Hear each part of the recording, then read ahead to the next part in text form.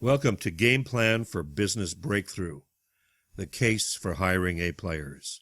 I'm Coach Gusti. One issue entrepreneurs talk to me about is we can't find good people. They say it's a difficult process, and many times they end up hiring out of desperation just to fill a vacancy. And when I ask them, why would you hire someone who's not a good fit? Under their breath, they say, well, if they don't work out, I can always let them go. And I know most of them never do. I've seen the struggle firsthand, along with the anguish both the business owner and the employee go through over a multi-year period. The total cost is astounding. I have conducted over 1,000 face-to-face interviews in my business life, interviewing A players to be on my top-performing teams that have won numerous national awards. I've been in the winner's circle, and I know what it looks like. I'm not an HR person, solely sales and marketing, but still take on the responsibility for hiring the most important component of my business unit, recruiting A players. As a coach, I help entrepreneurs get through the difficult process because I know the effort is worth it, especially when I see the effect it has on the people I work with, not only from a numbers perspective, but for the amount of reduced stress in an entrepreneur's life. It's well worth the effort. I want to make a case today for you to seriously consider recruiting only A players, because nothing has a bigger impact on the results of your business and the quality of your life than hiring A players. A players can grow your business and perhaps save a marriage. Yes, it is difficult. It's involved and sometimes demoralizing process, but you can develop your skill in regards to scouting and signing these candidates. When you realize how much work and how much time it takes to acquire the talent, you'll realize that this is a competitive advantage of yours. Your competitors aren't going to go through the effort. So start today. Something else I want you to consider. Hire the best, or else your competition will. Think about it for a minute. If they're not working for you, then they're working for your competition. Everybody remembers the big trade. What would it be like for your business to land another Wayne Gretzky? If the best players are playing for you, not only do they move your business forward, but they're not helping your competition either. It's a double win for you. What is the cost of poor performance? Well, I want to take a look at a couple of comprehensive studies. I'll be quick about this. I know you only have so much time. The first one was done by the U.S. Engineering and Construction Contractors Association. Their study proved that the top-performing project manager outperformed the average project manager. And this is something to note. It's the average, understanding full well that half the people are below average. So compared to the average, top performers increased their performance by 47.7% above the average. I think that's an astounding figure. Secondly, let's take a look at a study done by Hunter, Schmidt, and Judish. It's actually a landmark case. Their study showed that the top 1% of workers were anywhere from 50% to 227% higher than the average. So in real terms, 150 to 327. And the reason for the variance was due to the complexity of the job. We see that the common denominator would be your top performers outproduce your average by at least 50%. And when we take a look at their salaries, it's probably only 10 or 15% difference. Hiring A players simply from a productivity point of view is well worth the money, but it goes much deeper than that. But before we go there, I just want to show you the other result I think you'll find alarming in this Hunter study. When they compared the top 1% of workers to the bottom 1% of workers, how many times, it's a factor of X, how many times more productive were the top 1%? They were 12 times more productive.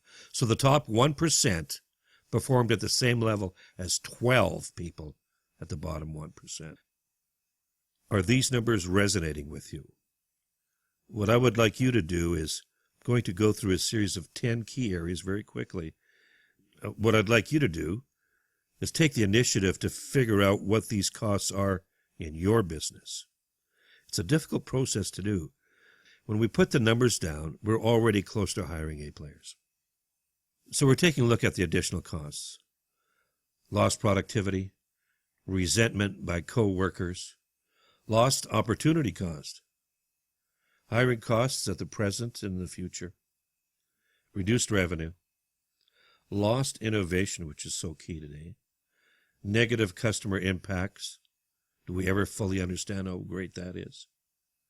Increased error rates, slower time to market, and finally, more babysitting, more management time expended. My takeaway in this section is basically this. Don't let salary get in the way of hiring high-performance employees. You may say to yourself, oh, it's easy for you to say, I've got to watch my costs. At the end of the day, you do, but these numbers, I think, justify the investment. Invest in your people. A players have an exponential, not incremental, impact on your business. One of the best things you can do for the long-term success of your company is to hire people who can move the ball forward in your business without you. Now that's real peace of mind. Another what I call conscious concept, something to think about, is you can't turn C players into A players. That is something that Eric Herrenkall, in his book Hiring A Players, is vehement about, and I agree. It just doesn't work. So many times we spend so much money trying to change people, increase their skill level, when at the end of the day the question has to be, does the person have the right talent for the job? Marcus Buckingham and Kurt Kaufman articulated in their book, First Break All the Rules, what the world's greatest managers do differently. And the world's greatest manager's mantra is, people don't change that much. Neuroscience tells us that beyond the mid-teens, there's a limit to how much a person's character can actually retire, how much a person's character can actually change. When we look at the person's talent and his mental filter, we're actually taking a look at what was left in. A couple of things to understand about talent. First of all, you can't teach talent. You can't teach someone to form a strong opinion or to feel emotions of others or to revel in confrontation or pick up a subtle difference about how best to manage each person. You have to select for talent. And one of the areas I find a lot of entrepreneurs need some work in is when they're searching for A players, they mainly look at industry experience. The best players sometimes are without industry experience, and so you need to develop your skill set, being able to hunt and identify the talent that your organization needs. And one rule of thumb, and I know a lot of entrepreneurs shake their head when they hear this, but one rule of thumb is to spend as much time recruiting as you do marketing. What is the real value of good people? Whatever process in your company, from sales to shipping to accounting, depends on people. You cannot scale your business without giving up control to people. People will either save you time or people will cost you time. It's up to you. It's your decision. So let's look for talent that proves to be the driving force behind an individual job performance. It's not that experience, brain power, and willpower are unimportant. It's just that the employee's full complement of talent, what drives her, and how she thinks about building relationships is the most important.